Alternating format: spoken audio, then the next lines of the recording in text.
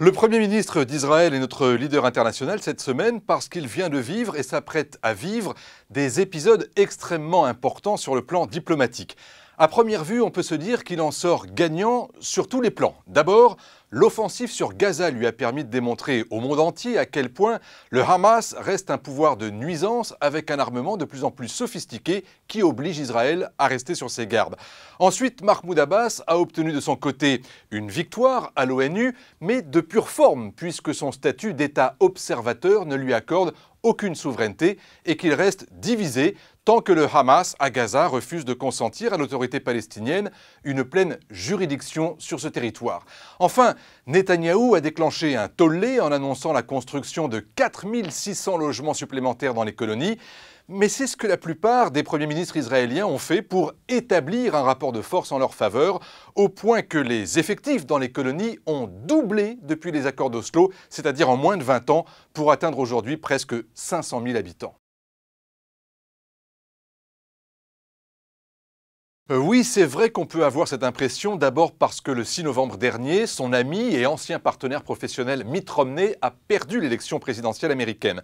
Ensuite parce que, malgré le soutien de la diplomatie américaine dans l'offensive à Gaza et aux Nations Unies, Washington n'a malgré tout pas réussi à convaincre ses alliés de voter contre la reconnaissance de la Palestine comme État observateur à l'ONU.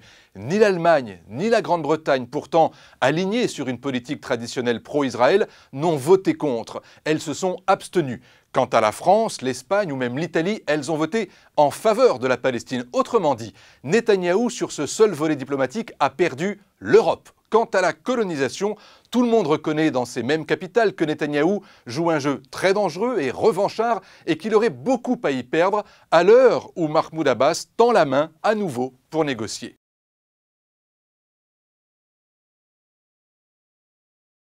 C'est vrai qu'il ne faut pas oublier cet aspect fondamental de la gestion du temps en politique. Netanyahou a convoqué des élections anticipées pour le 22 janvier. À ce stade, les sondages en faveur de Netanyahou et de son alliance de droite et d'extrême droite sont plutôt prometteurs. Il faut dire que l'opération militaire sur Gaza et les annonces sur la colonisation n'y sont pas étrangères. Mais la gauche israélienne ne désespère pas pour autant. Le Parti travailliste est donné avec 3 fois plus de sièges qu'il y a 4 ans et le retour au centre de l'ancienne ministre Tzipi Livni pourrait également mordre sur une partie de l'aile centriste du Likoud. D'ici là, l'opposition espère que les dossiers économiques et sociaux reviendront au premier plan par rapport à celui de la sécurité, car le bilan du Premier ministre sur ce sujet n'est pas bon.